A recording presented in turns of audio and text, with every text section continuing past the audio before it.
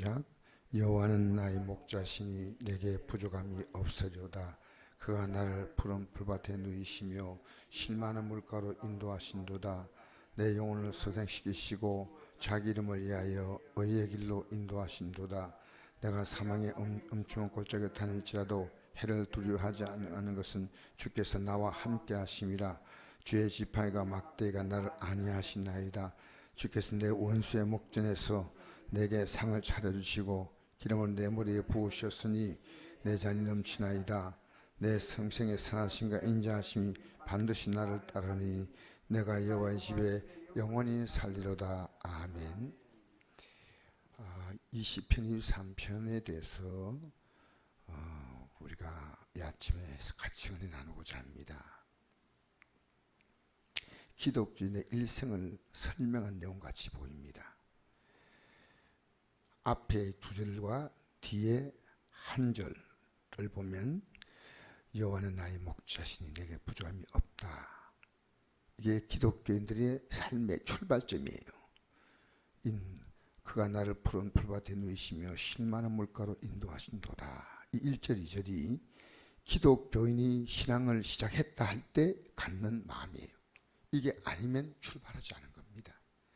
그리고 마지막은 내 평생에 선하심과 인자하심이 반드시 나를 따르니 내가 여호와의 집에 영원히 살리로다.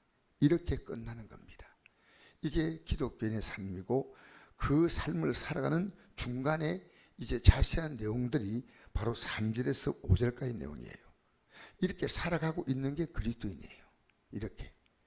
이게 우리 3절을 읽어볼까요? 다시 한번 시작. 내 영혼을 소생시키시고. 자, 여기 되어 있습니다.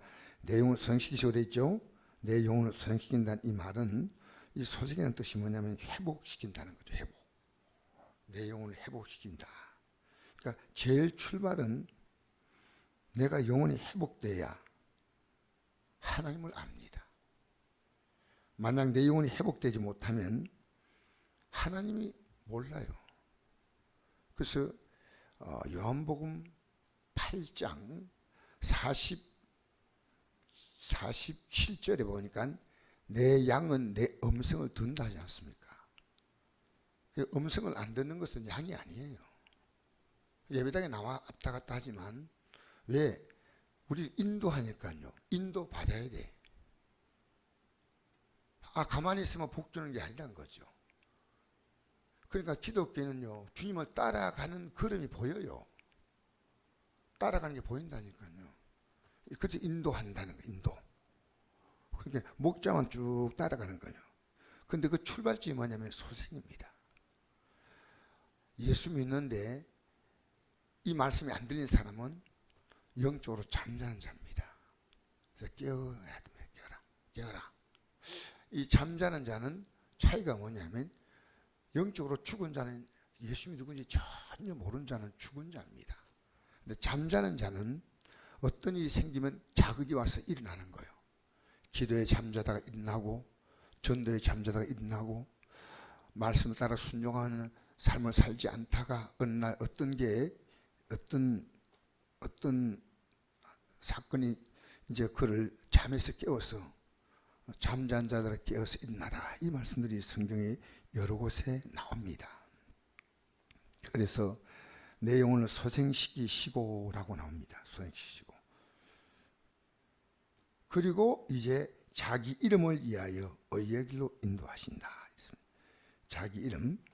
구약의 이름은 여호와인데 제가 원어를 찾아보니까 여호와라는 이름의 뜻을 명확히 밝히지 않았어요. 그래서 제가 제일 어려운 게입니다. 나는 나다 하는 건 하나님의 이름은 아니에요. 근데 여호와. 신약에 와서 이 여호와 하나님이 우리 목자가 되신 분이 예수님이에요. 나는 선한 목자를 했지 않습니까? 예수님이 자신의 이름이 뭐냐면 여호와. 여호와란 말은 호세아, 여호수아, 예수 똑같은 말이에요. 왜? 그러니까 예수란 이름은 헬라식의 이름이고 그 다음에 히브리식 이름은 호세아 혹은 여호수아 이렇게 표현되는데 구원한다는 뜻이 구원. 우리를 어떤 문제에서도 구원하신다는 것입니다. 자기 이름을 위하여. 왜? 그 이름이 구원이니까요. 그래서 어떻게 구원하냐면 의의 길로 인도하신다 그랬습니다. 의의 길로 인도하는 것은 내가 얼마나 제약 가운데 살았던 것을 알고 이제는 그 제약의 자리에서 일어나는 겁니다. 의의 길로. 그러니까 지난날 살았던 삶은 우리가 해결할 수 없는 지난 과거 아닙니까? 아무리 부끄럽고 아무리 초라하게 보이고 아무리 정말 돌에 맞아 죽을 만큼 악한 일을 많이 했다 하더라도 이제는 회복할 수 없는 건데 그걸 회복시키는 것이 예수 그리스도이십니다. 회복시킨다. 그게 의의 길입니다. 이 의의 길을 가려면 반드시 회개해야 됩니다. 진실한 회개가 따라야 된다. 가짜 회개는 소용이 없어요. 그러니까 진짜로 내가 회개한다 이 말은 물론 우리가 그렇게 살면서 그 방향을 이렇게 가다가 조금씩 우리가 그 못 살 때 있지만은요, 회개할 그때만큼은 분명한 겁니다. 내가 회개하니까 하나님 복 주신다 그런 어떤 것이 아니고요, 진실으로 나오는 회개를 하는 겁니다. 그러니까 회개가 뭐냐면 소생입니다. 회복.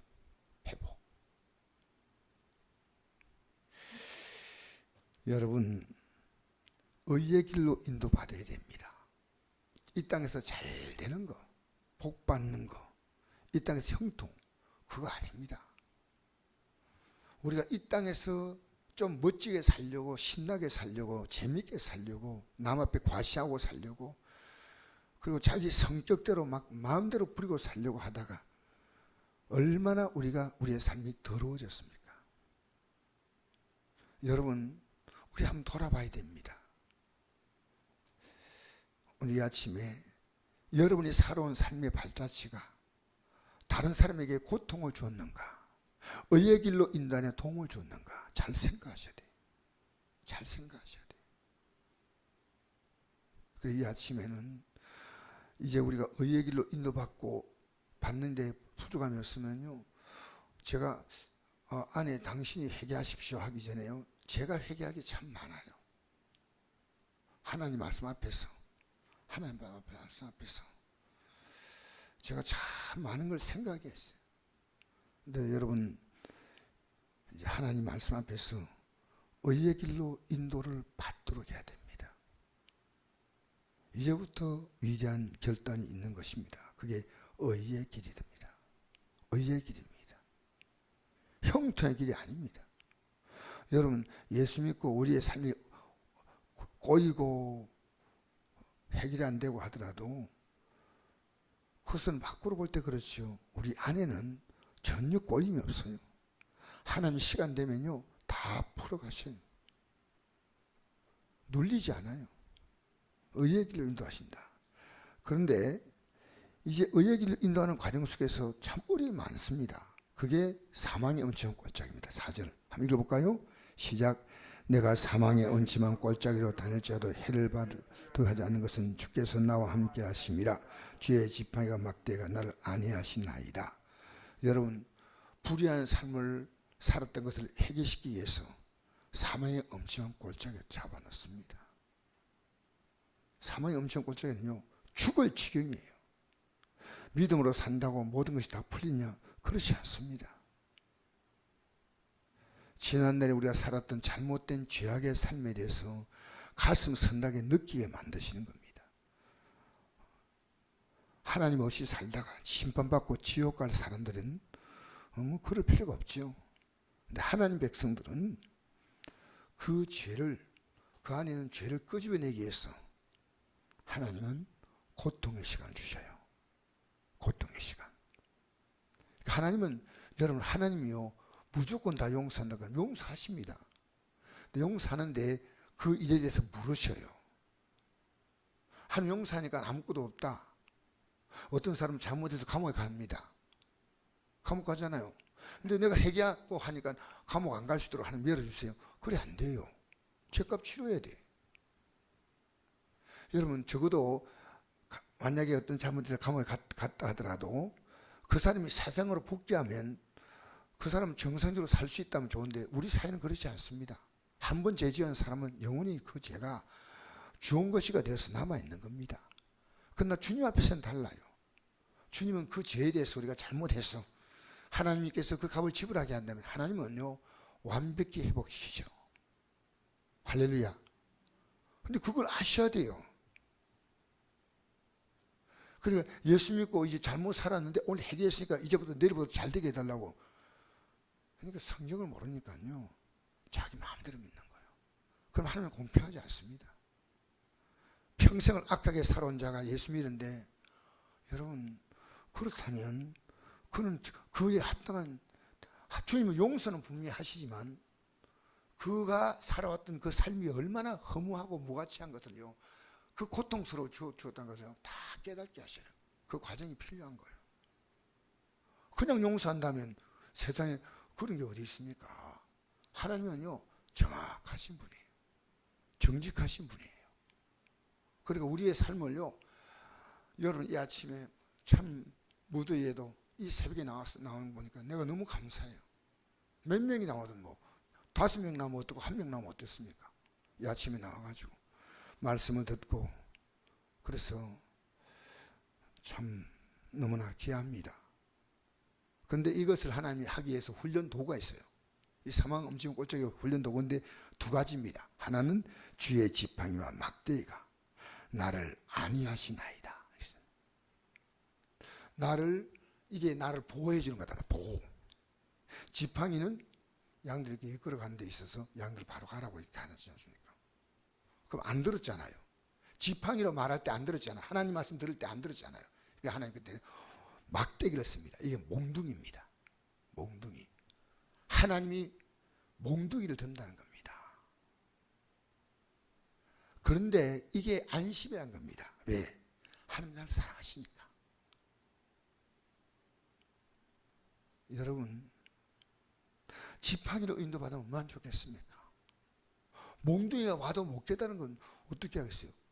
그러면 하나님은 분명히 그에 대해서 하나님이 그가 그 음침한 꼴짝에서 빠져나올 때까지 그게 뭐 환경이 어렵다는 것만 어려움이 아닙니다. 마음에 여러 가지 다가오는 수많은 그 갈등들이 있습니다. 제가 미국의 유명한 석유 재벌 이름이 지금 홀게팅가 하는 그 사람이 있습니다. 돈이 많았습니다. 미국의 가장 큰 석유 재벌이었던 그 사람이 결혼을 돈이 많으니까 5번 했어요. 자녀가 6 태어났어요. 거의 다 알코올 중독자로 마약 중독자로 죽었습니다.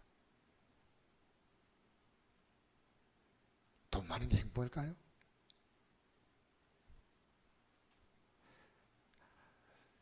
이 손자가 알코올 중독 마약에 빠져 있을 때 그 손자의 아버지가 이 애를 치료하려고 하다가 같이 마약에 빠져들었습니다.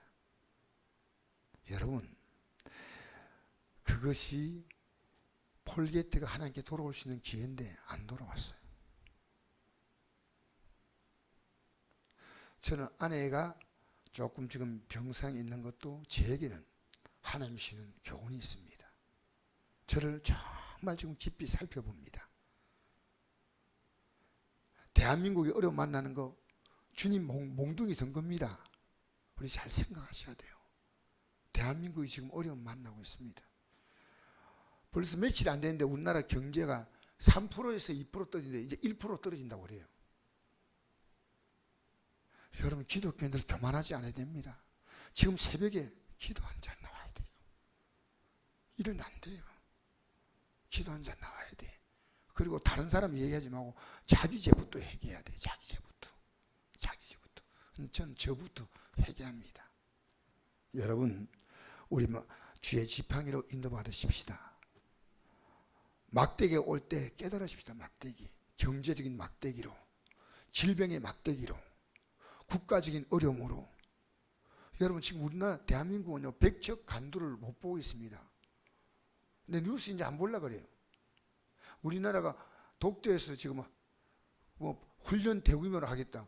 일본하고 전쟁하겠다는 얘기 아닙니까? 여러분 일본과 전쟁해서 뭘 하겠다는 겁니까? 우리는 기도해야 됩니다. 뭔가 지금 바로 우리가 생각해야죠.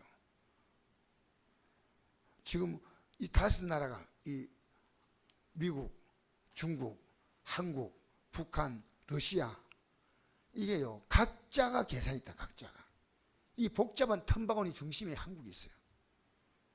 정치인들이요 너무 한심한 게 어제 뭐 낮술을 먹었다는 그런 뉴스가 나오더라고요. 낮술. 지금 어느 시대인데 일본 술을 먹었다는. 그러니까 뉴스를 보면요 우리 정치인들이 정신을 차려야 된다. 아닙니다. 그거 보지 마세요. 우리가 정신 차리면 됩니다. 할렐루야. 우리가 할 일만 찾으셔야 돼요. 우리가 할 일만. 자기 할 일을 못하고 자기는 쏙 빠져버리고 그러면 안 되겠죠. 마지막입니다. 이 결과가 이거 잘 깨달으면요 하나님이 주께서 내 원수의 목전에서 내게 상을 차려주시고 하나님이 나를 괴롭게 하는 사람들 앞에서 나를 드러내십니다. 상을 차려주신다는 거예요. 그리고 기름으로 내 머리에 부으셨다는 것은 성령의 충만함을 약속합니다. 성령께서 이제 우리의 삶을 지배하시고 이끌어가는 줄 믿습니다. 그래서 우리의 삶이요 어떤 환경이 와도 내 잔이 넘치나이다. 내 잔이 넘치나이다. 여러분 아무리 어려워도요 믿음에 들었으면요 하나님 정말 감사합니다. 이만 하게 돼. 하나님 정말 놀라우신 분입니다. 이겁니다. 왜 불평합니까? 왜 원망합니까? 여러분 내가 주신 복을 몰라요. 주신 복 가지고 마귀하고 짝을 이루고 살아갑니까? 그 좋은 시간들 전부 쓰레기통에 다 넣고 그 좋은 사람들 관계를 전부 다 파괴시키고 이런 일 우리는 없어야 됩니다. 오늘 하루도 여러분 때문에 누군가 희망을 갖게 하십시오. 여러분 표정 하나에 누군가에게 웃음을 뜨게 하시고 위로 주고 힘 주시고 용기 주시고 할렐루야. 여러분 여러분의 삶이 정말 보이지 않는 하나님을 볼 수 있는 신선한 충격이 되기를 바랍니다. 이렇게 살다가요 이게 인도받는 거예요. 이게 1절 2절이 지금 요약된 게 이 내용이에요. 1절 읽어볼까요? 시작. 여호와는 나의 목자시니 내게 부족함이 없으리로다. 그가 나를 푸른 풀밭에 누이시며 실만한 물가로 인도하신도다. 내 영혼을 성시키시고 자기 이름이 인도하신도까지고요. 여기 보니까 제일 중요한 단어가 하나 나오는데 이거 아셔야 돼요. 여호와는 나의 목자시니 내게 부족함이 없다는 이유는요 내가 지금 환경에 부족이 없다는 게 아니라 주님의 목자가 된다는 이 사건입니다. 언제나 목자가 된다는 이 사건. 이것 때문에 내 환경은 지금 어떻더라도 그분은 나를 인도해 가시는 거예요. 틀림없이 인도해 가시는 거예요. 그분이 내 삶을 이끌어가기 때문에 그것이 부족함이 없는 거지 환경이 아니란 거예요. 여러분 주님 더 의지하세요. 지금 의지하는 의지도가 낮아요. 그러므로 우리가 불안하지 않습니까? 그리고 내 잔 넘치나이다. 이렇게 살다가 우리 6절 읽고 마치겠습니다. 시작. 내 평생에 선하신가 인자하시니 반드시 나를 따르니 내가 여호와의 집에 영원히 살리로다. 할렐루야. 우리의 궁극적인 목적은 여호와의 집에 영원히 사는 겁니다. 이 과정을 겪어서 내 평생에 하나님은 정말 선하시구나. 하나님이 인자하시구나. 그것이 반드시 나를 따르는구나. 여러분 필요할 때마다 주님을 찾는 자가 아니라 오늘도 목자의 인도를 받으시기 바랍니다. 목자의 인도 받으시기 바랍니다. 기도하겠습니다.